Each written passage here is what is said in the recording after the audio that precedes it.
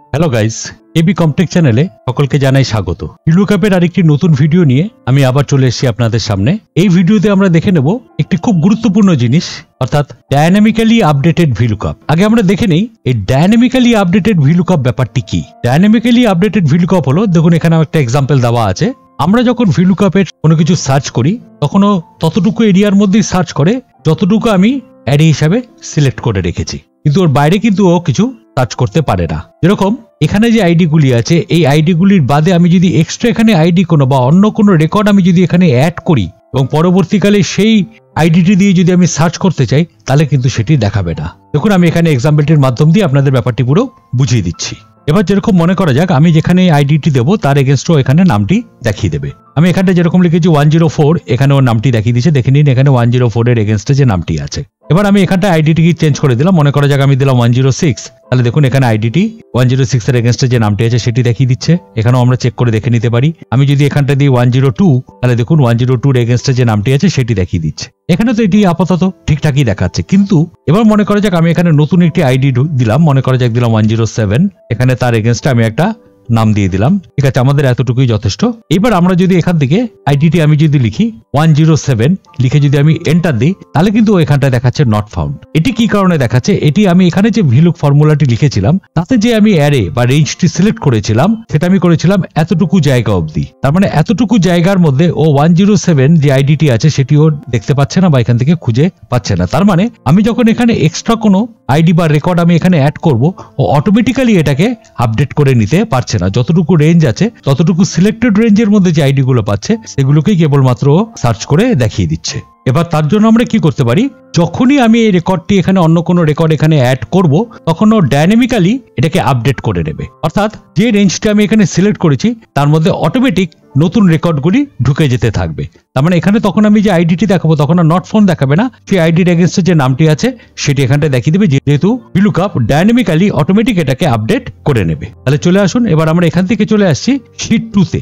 Sheet 2-তে আসার পর এবার দেখুন আমি এখানে অটোমেটিক্যালি একটি ড্রপ ডাউন লিস্ট বানিয়ে রেখে দিয়েছি। সেখানে আমরা এখানে যে আইডিটি দেবো সেটি এখানটা দেখিয়ে দিচ্ছে। এখানে 102 আছে, 103 দিলাম, দেখুন এখানে দেখিয়ে দিচ্ছে। ক্লিক করলাম এখানে 105, দেখুন এখানে দেখিয়ে দিচ্ছে। এবার আমি এখানে নতুন একটি রেকর্ড অ্যাড করি। আমরা এখানটা লিখলাম 107, এখানটার নাম দিয়ে দিলাম মনে করা যাক অজয়। এবার দেখি এই যে নতুন যে রেকর্ডটি দিলাম সেটি এখানটা এসছে নাকি। আমি যখন এখানটা ক্লিক করলাম দেখুন এখানে 107 চলে এসছে। যে আমি 107 এ ক্লিক করলাম, এখানে দেখুন অজয়টি দেখিয়ে দিচ্ছে। আবার এখানে অন্য একটি রেকর্ড দিলাম, দেখুন দেখিয়ে দিচ্ছে। আচ্ছা ঠিক আছে, দেখে নিই আরেকটি রেকর্ড দিয়ে সেটি আসে নাকি। 108 দিলাম, এখানটার নাম দিয়ে দিলাম। এবার দেখি এখানে সেটি এসছে নাকি।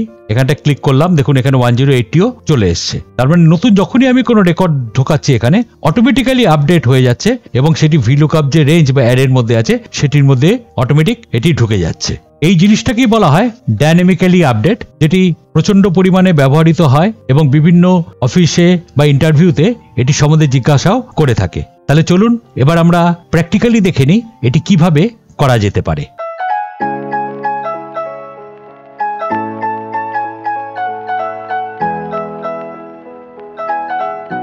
এর জন্য প্রথমে আমাদের কি করতে হবে, আগে সম্পূর্ণ এই যে টেবিলটি আছে এই টেবিলটিকে সিলেক্ট করতে হবে। সিলেক্ট করার পর এখানে হোম ট্যাবের অধীনে আমরা যদি স্টাইলস গ্রুপের আন্ডারে ফরম্যাট টেবিল অ্যাজ এখানে যদি ক্লিক করি, এবার এখান থেকে যে কোনো স্টাইল আমার পছন্দের মতন আমি নিয়ে নিতে পারি। নেওয়ার পর আমি যদি সেটিতে ক্লিক করি, করার পর এখানে একটি ডায়ালগ বক্স চলে আসবে, দেখুন ক্রিয়েট টেবিল। আর এখানে মাই টেবিল হ্যাজ হেডার, এটাতে অলওয়েজ টিক চিহ্ন দেওয়া থাকতে হবে।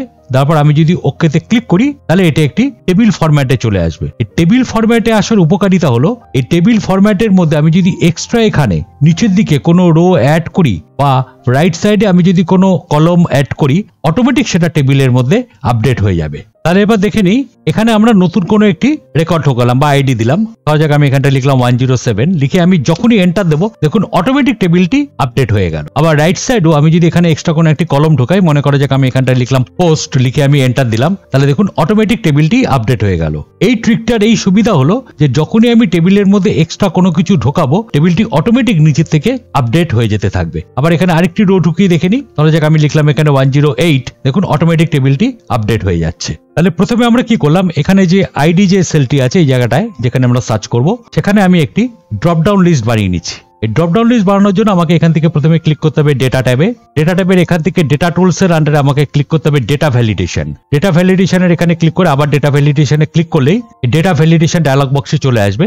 এখানে অ্যালোয়েড আন্ডারে আমাকে সিলেক্ট করে দিতে হবে লিস্ট। লিস্টে ক্লিক করার পর এখানে সোর্সের জায়গায় আমাকে এখানে আইডি রেঞ্জটি সিলেক্ট করে দিতে হবে, অর্থাৎ 101 থেকে 106 অবধি এই টোটাল রেঞ্জটিকে আমি সিলেক্ট করে দিলাম। করে দেওয়ার পর আমরা যদি এখানে ওকেতে ক্লিক করি তাহলে দেখুন এখানে একটি ড্রপ ডাউন অ্যারো চলে এসে এবার এখানে ক্লিক করলে দেখুন আইডিটি দেখিয়ে দিচ্ছে সবকটার। এবার আমরা দেখি নতুন আইডি অ্যাড করলে সেটি এখানটায় আসে কিনা। যেমন মনে করা যাক আমি এখানটা একটি আইডি দিয়ে দিলাম 107, এখানে নাম দিয়ে দিলাম আয়ুষ।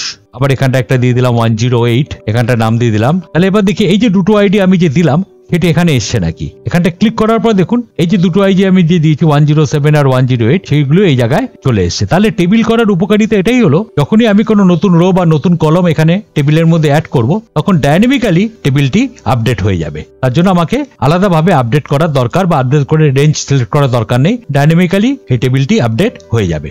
এবার আমরা কি করছি, এবার আমরা এখানে যে নেম যে সেলটি আছে এর আন্ডারে আমি ভিলুকআপ ফর্মুলাটি ব্যবহার করছি। ভিলুকআপের উপর অলরেডি আমরা আরো কিছু ভিডিও বানিয়ে রেখে দিয়েছি, যদি আপনারা সেগুলো না দেখে থাকেন তাহলে অবশ্যই ডেসক্রিপশন বক্সে লিংকে ক্লিক করে দেখে নিতে পারেন। তাহলে এখানটা আমরা ফর্মুলাটা লাগালাম ইকুয়াল টু ভি লুকআপ, এখানে ফার্স্ট ব্র্যাকেট লুকআপ ভ্যালু বলতে আমি এখান থেকে যে আইডিটি নেব অর্থাৎ এই সেলটিকে সিলেক্ট করে দিলাম, কমা এবার টেবিল অ্যারে। এই টেবিল অ্যারের ক্ষেত্রে আমাকে কি করতে হবে, এখান থেকে আমি পুরো যে টেবিলটি আছে এই পুরো রেঞ্জটিকে আমি সিলেক্ট করে দিলাম। করে দেওয়ার পর এখান থেকে আমাদের বলতে হবে কলাম ইন্ডেক্স নাম্বার, কমা দেওয়ার পর এখানে আগেও আমরা দেখেছি ভিলুকআপের বিভিন্ন ভিডিওগুলোতে এটা হলো ফার্স্ট কলাম, এটি সেকেন্ড কলাম, এটি থার্ড কলাম, যেটা রেঞ্জ সিলেক্ট করেছি তার মধ্যে। তাহলে নেম আছে আমার এখানে সেকেন্ড কলামে, তাহলে আমি এখানটা লিখে দিলাম 2, কমা তারপর এখানে এক্সাক্ট ম্যাচের জন্য আমরা লিখে দিলাম 0, ফার্স্ট ব্র্যাকেট ক্লোজ এন্টার। এইবার আমরা এখান থেকে যদি যে কোনো আইডি সিলেক্ট করি, ক্লিক করার পর আমি এখান থেকে নিয়ে নিলাম মনে করা যাক 105, দেখুন এখানে নামটি শো করে দিচ্ছে। এবার আমরা দেখিনি 105 এ কি আছে, হ্যাঁ 105 এ যেটি আছে সেটি এখানটায় শো করছে। আরেকটি দেখে নিই এখান থেকে 107, দেখুন হ্যাঁ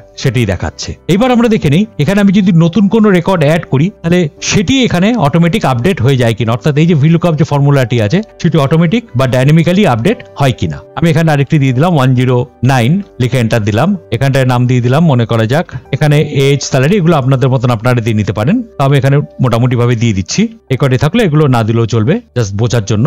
এবার আমরা দেখি এখানটায় ক্লিক করে আইডির এখানে যে 109 আমি যেটি দিয়েছি দেখুন হ্যাঁ 109 এখানটায় চলে এসছে। এবার যেই আমি 109 এ ক্লিক করব, হ্যাঁ দেখুন 109 এর যে নেমটি আছে সেটি এখানটায় শো করে দিচ্ছে। তার মানে টেবিল থাকার এই সুবিধাটি হলো যখনই আমি এখানে নতুন কোনো রেকর্ড অ্যাড করছি ভিলুকআপ ডাইনামিক্যালি সেটিকে আপডেট করে নিচ্ছে, অর্থাৎ টেবিল থেকে ওটাকে ডাইনামিক্যালি আপডেট করে নিচ্ছে। তাহলে এবার আমরা দেখে নিই এখানে আমাদের টেবিলটি ছোট ছিল তার জন্য আমরা সিলেক্ট করে নিতে পেরেছি, কিন্তু এক্ষেত্রে আমাদের টেবিলটি যদি বড় থাকে অর্থাৎ ভিলুকআপের মধ্যে এখানে আমি ডবল ক্লিক করে নিচ্ছি। এখানে আমরা যে টেবিল অ্যারে এই যে জায়গাটি দিয়েছিলাম এটি আমরা এই অ্যারেটিকে সিলেক্ট করেছিলাম যেহেতু এখানে টেবিলটি ছোট আছে, কিন্তু এটা যদি অনেক বড় টেবিল থাকে বা লার্জ ডেটাস থাকে তাহলে তো এরকম ভাবে সিলেক্ট করা সম্ভব নয়। তাহলে আমরা দেখে নিই এটিকে আমরা কিভাবে করতে পারি, তখন আমাদের এতটা সিলেক্ট না করে আমরা কিভাবে লিখতে পারি। তাহলে প্রথমে আমাকে এখানে টেবিলের মধ্যে আপনি যে কোনো জায়গায় ক্লিক করে নিতে পারেন, করার পর এখানে টেবিল ডিজাইন বলে একটি ট্যাব চলে আসবে অটোমেটিক্যালি। এটাতে ক্লিক করার পর একদম লেফট হ্যান্ড সাইডে এখানে টেবিল 2 এই যে নামটি রয়েছে টেবিল নেম, এই নামটিকে মুছে দিয়ে আমরা এখানটায় লিখে দিলাম মনে করা যাক 2, লিখে আমরা যদি এখানে বাইরে ক্লিক করি তাহলে এবার যখন আমি এখানে ক্লিক করলাম ডবল ক্লিক করব তাহলে অটোমেটিক এখানে দেখুন টেবিলের নামটি চলে এসেছে। এইবার আমরা যখন ভিলুকআপ দেব তখন আমার এখানে টেবিলটি পুরো না সিলেক্ট করলেও আমি জাস্ট টেবিলের নামটি দিয়ে দিলেই ও অটোমেটিক সেটি নিয়ে নেবে। আমরা এখানটায় ভিলুকআপ ফর্মুলাটি মুছে দেওয়ার পর আমি আবার এটাকে লিখে আরেকবার দেখিয়ে দিচ্ছি equal to V lookup first bracket lookup value এটিকে আমি দিয়ে দিলাম, কমা এবার টেবিল অ্যারের জায়গায় আমি এখানে জাস্ট টেবিলের নামটি দিয়ে দিলাম। দিয়ে দেওয়ার পর আমরা এখানটায় দিয়ে দিলাম কমা, এবার কলাম ইন্ডেক্স নাম্বার এখান থেকে হবে 2, কমা এক্সাক্ট ম্যাচের জন্য দিয়ে দিলাম 0, লিখে ব্র্যাকেট ক্লোজ করে এন্টার দিয়ে দিলাম। তাহলেও দেখুন এখানটায় চলে আসছে। তার জন্য আমাকে এখানে টেবিল অ্যারেটিকে সিলেক্ট করতে হচ্ছে না। দেখুন আমি এখানটা ক্লিক করছি ঠিক একইভাবে দেখাচ্ছে, এবং নতুন যদি আমি কোনো এখানে রেকর্ড অ্যাড করি, দেখা যাক আমি একটি রেকর্ড অ্যাড করে দেখে নেই। দেখুন আমি এবার এখানে ক্লিক করলাম, দেখুন এখানে রেকর্ডটি অ্যাড করেছি যেটি সেটিও এখানটায় চলে এসছে। তাহলে আমরা এখানে ভালোভাবে বুঝে গেলাম এই ডাইনামিক্যালি আপডেট ব্যাপারটি কি। খুব বেশি কঠিন নয়, খুবই সহজ পদ্ধতি, কারণ আমাদের কাছে যে ডেটা থাকে সেই ডেটা কখনো লিমিটেড হতে পারে না, সেটি আনলিমিটেড হতে পারে, কারণ আমি প্রচুর জিনিস অ্যাড করতে পারি। তাই জন্য এই ট্রিকটির মাধ্যম দিয়ে আমরা যদি ভিলুকআপে কাজ করি তাহলে আমি যখনই কোনো ডেটা অ্যাড করব তাহলে অটোমেটিক সেটা ডাইনামিক্যালি আপডেট হতে থাকবে। ভিডিওটি ভালো লেগে থাকলে অবশ্যই লাইক, শেয়ার এবং সাবস্ক্রাইব করবেন, আর কমেন্ট করে অবশ্যই জানাবেন ভিডিওটি কেমন লাগলো। পরবর্তী ভিডিও খুব তাড়াতাড়ি নিয়ে আসছি, সঙ্গে থাকুন।